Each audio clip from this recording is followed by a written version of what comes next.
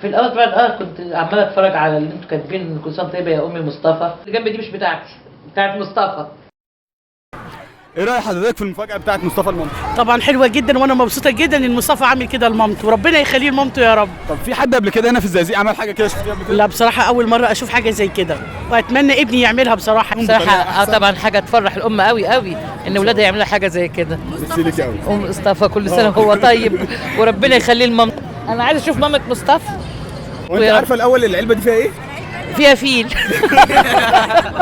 لا مش عايزك، هم قاعدين كلهم يسالوا احنا عايزين نعرف العلبه دي فيها ايه. لا هي العلبه دي فيها شوكولاته.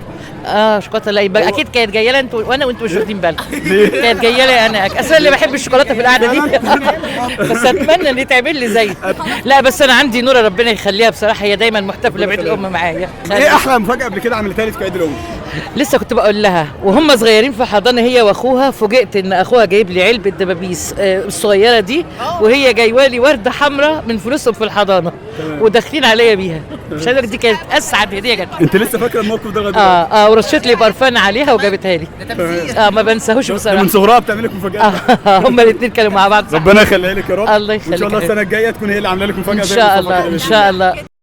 جاب لي الهديه وفيها البلالين، واقرا الاسم ده انا مش عارف مين، يعني قريت اسمي وبرضه مش مدركه ان من عندكم.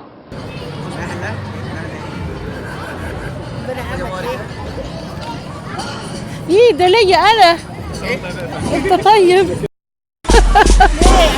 مين اللي جاي؟ سنة طيبة يا ماما، ان شاء الله تبقي سعيدة على طول وفرحانة، ربنا يخليكي لينا، انت احسن ام في الدنيا وانت صاحبتي. بصي ولادي عاملين لي ايه؟ ماما كل سنه وانت طيبه يا ماما، ربنا يخليكي لينا وما يحرمناش منك، دايما واقفه في صفي وضدهم. بوظوك على فكرة قوي. لا مش بوظونا، ده اللي عادي. لا مش بوظوك، الدلع ده بوظوك. ده غل يا ماما اللي عندك. لا يلا. كل سنة طيبة يا ماما. ست الحبايب يا حبيبي يا أغلى من روحي، ست الحبايب يا حبيبة يا أغلى من روحي ودمي، يا حنينة وكل كتيبة، يا رب يخليك يا أمي. بس انا بفتكر بقى، يعني انت عارف بعد ما عرفت بفتكر حاجات كده حصلت.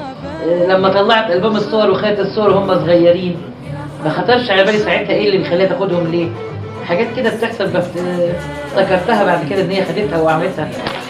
ومحمود نادى عليا تقريبا، نور قلبت الورقه ومكتوب بقى كل سنه طيبه يا ماما. نور يا ماما كل سنه وانت طيبه والعمليه بقى ايه.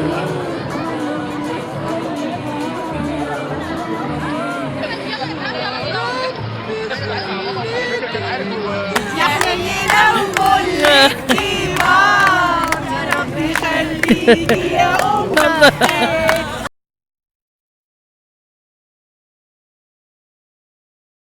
حبيبي حبيبي حبيبي.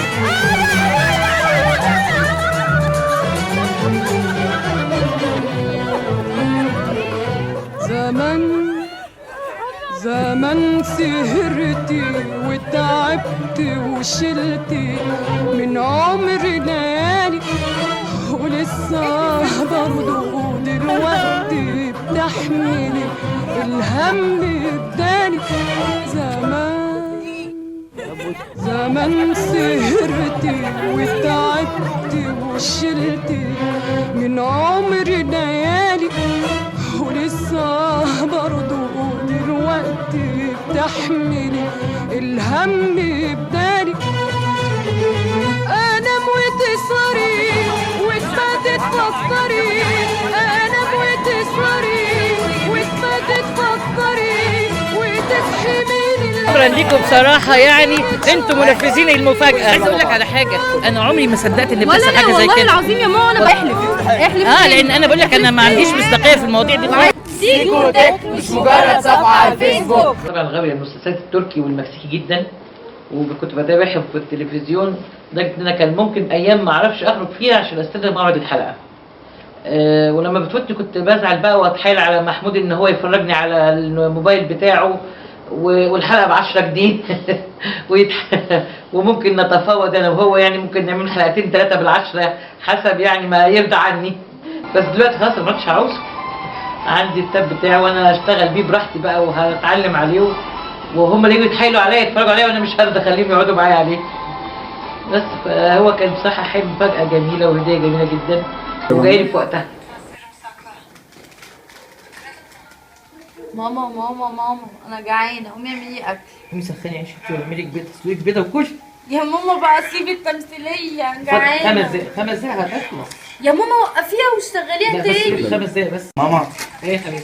انما اجيب لك شويه. لا انسى برضه. حبه والنبي. لما تخلص الحلقه ده ساعتين يا ماما. 2 ساعتين وربع بس. كمان والنبي. لا بس اصبر لا، عليا، والله- اصبر. والله ما تقطعهاش بس، ما تقطعنيش دلوقتي. بقول لك وقفني ما تقطعنيش يا محمود.